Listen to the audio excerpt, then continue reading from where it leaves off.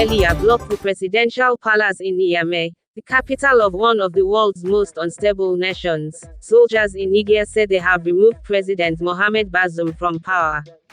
A few hours after the president had been taken into custody, a group of soldiers made an appearance on the country's national television late on Wednesday. Colonel Amadou Abdrahman, seated and flanked by 9 fatigue-clad officers, read from a statement that the defense and security forces had decided to put an end to the regime that due to the deteriorating security situation and bad governance, according to the statement. He announced a national curfew, declared the country's borders closed, suspended all Republican institutions, and declared a curfew. The soldiers urged caution against foreign intervention. The head of a political and security group in the region was said to be in charge of the alleged coup. Previously, it was said that the soldiers, including members of the Bazoum Presidential Guard, were negotiating with the president, who was said to be safe and well, though his location was unknown. The General Army and the National Guard quickly rebuffed the action taken by the elite guard force, threatening to attack the presidential force unless they resigned. Niger's pattern of destructive savagery brings up issues over U.S. counterfeit job.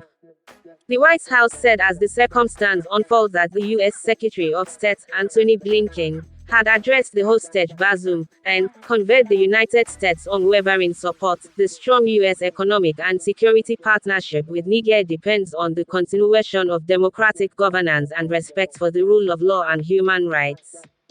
When Blinken was in New Zealand, he later said, "I talked with President Bazoum recently, and clarified that the U.S. undoubtedly upholds him as the equitably chosen leader of Niger. We require his quick delivery. Any attempt to use force to take power is condemned by U.S. We have been and will continue to be actively engaged not only with the government of Niger but also with partners in the region and around the world until the conflict is appropriately and peacefully resolved."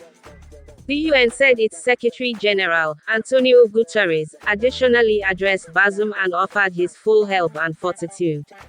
On all actors involved to exercise restraint and to ensure the protection of constitutional order, Guterres urged. A source near Bazoum depicted the move as an attack of temper by the tip-top soldiers, adding that talks were in progress after the warriors obstructed admittance to the castle at around 6:35 a.m. on Wednesday. A reporter for Reuters observed military vehicles obstructing the palace's entrance in Niamey, the capital. Security sources claimed that ministries adjacent to the palace had also been denied access. Residents in other parts of the city said that traffic was moving freely and there was no sign of armed men on the streets. A statement issued by the presidency on Twitter suggested that the Presidential Guard had attempted to win over the support of some members of the armed forces in their actions, and an official in the presidency stated that staff members inside the palace did not have access to their offices. What he referred to as an attempted coup was condemned by Echi Musa Faki Mahamat, chair of the African Union Commission. If true, it would be the 5th attempt to overthrow a government in West Africa in the past 4 years. Bola Tinubu, the president of neighboring Nigeria and chair of the Economic Community of West African States, ECOWAS, described the occurrences as unpleasant developments, and stated that he was already discussing the situation with other leaders in the region in close consultation. He stated in a statement, the ECOWAS leadership will not accept any action that impedes the smooth functioning of legitimate authority in Niger or any part of West Africa. He added, "We will do everything within our powers to ensure democracy is firmly planted, nurtured, well-rooted, and thrives in our region." Niger, which is located in the middle of the Sahel and is two-thirds desert, consistently ranks near the bottom or close to the bottom of the UN's Human Development Index, a measure of prosperity. It has a growing population of 22.4 million people, driven by an average birth rate of 7 children for every woman. The country is fighting two jihadist campaigns, one in the southwest that came from neighboring Mali in 2015 and involves jihadists based in northeastern Nigeria, the other in the southeast involves jihadists based in Mali. The United States of America and France, which both have bases in Niger, have provided the military there with training and logistical assistance. It's an attack of temper by the official gatekeeper, yet talks are in progress with the president, the source told the AFP news organization, talking on state of obscurity.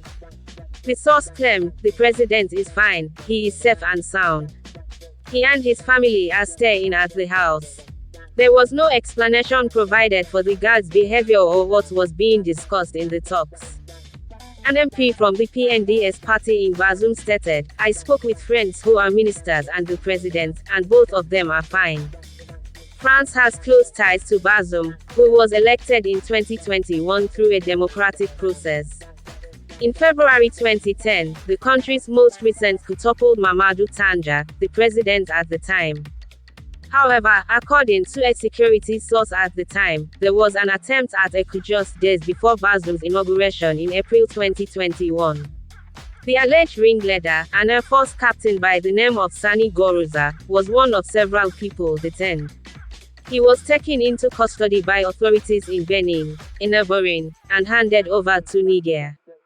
In April 2022, Ousmane Cisse, a former interior minister under a military government of transition that existed from 2010 to 2011, was taken into custody on suspicion of his role. In February of this year, he was found not guilty, but 5 others, including Gourouza, were sentenced to 20 years in prison. A Niger official claims that an arrest was made following a second attempt to remove Bazoum from office in March of this year, while the president was in Turkey. The incident has never been discussed publicly by the authorities. And that's for today's update.